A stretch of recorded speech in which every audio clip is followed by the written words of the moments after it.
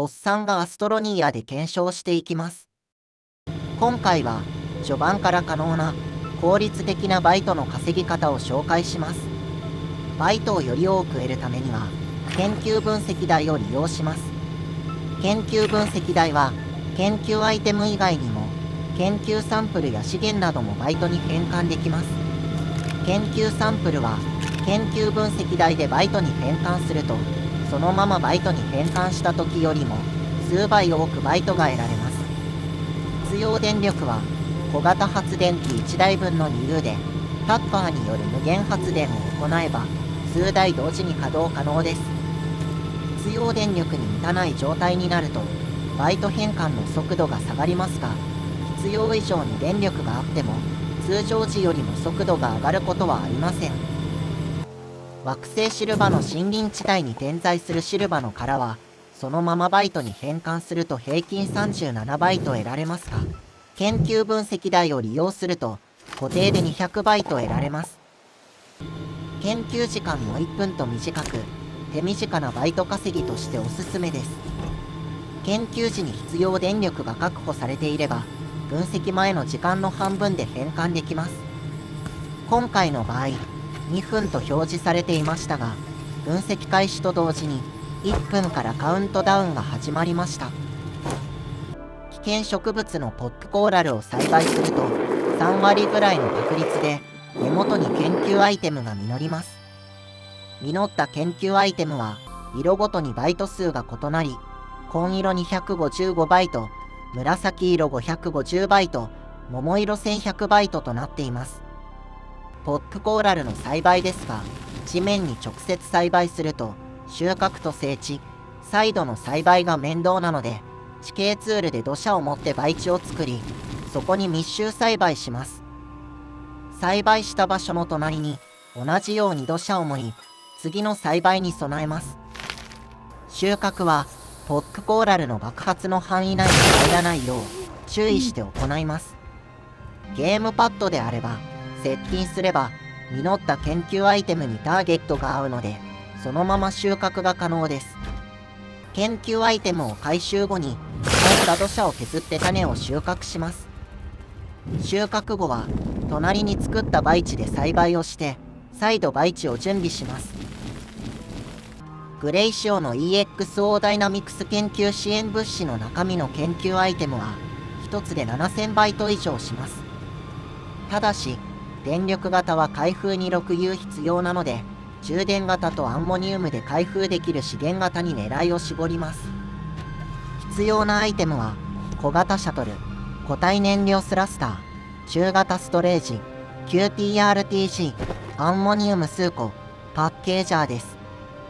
パッケージャーはシャトルに貼り付けて持っていくので、数に制限はありません。行ってきます。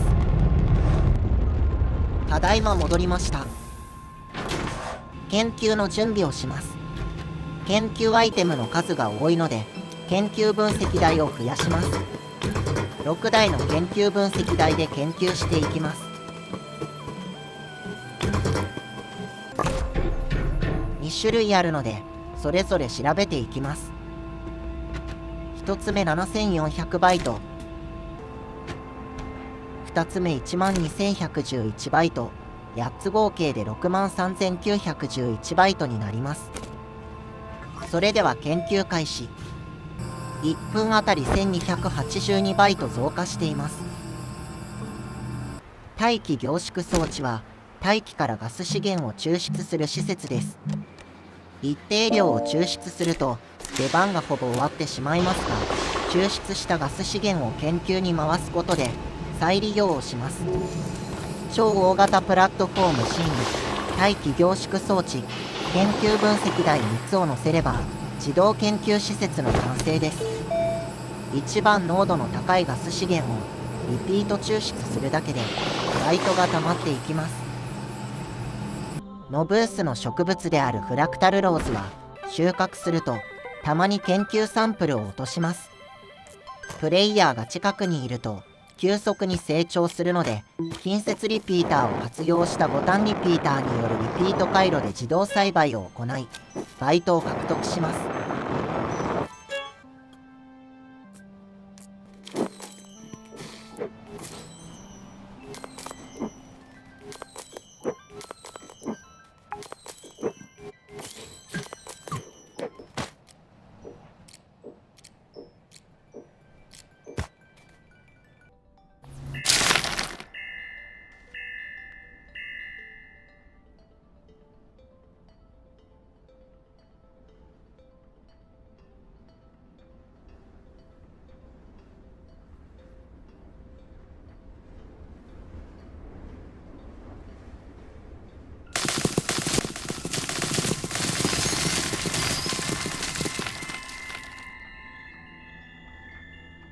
研究サンプルの出現が少ないなと感じたら、フラクタルローズを追加で設置します。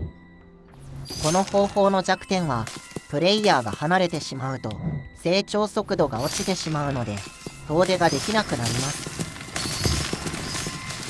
この他にも、近接リピーターを使用してバイトを得る方法がいくつか存在します。近接リピーターの範囲内に、他の近接リピーターを設置して作動させると、相互に信号を送ります。この効果範囲の研究サンプルは、リポックすると同時に、バイトに変換されます。複数の研究サンプルに近接リピーターを設置して、ボタンリピーターと遅延リピーターのリピート回路で作動させると、効果範囲の研究サンプルは、リポックすると同時に、バイトに変換されます。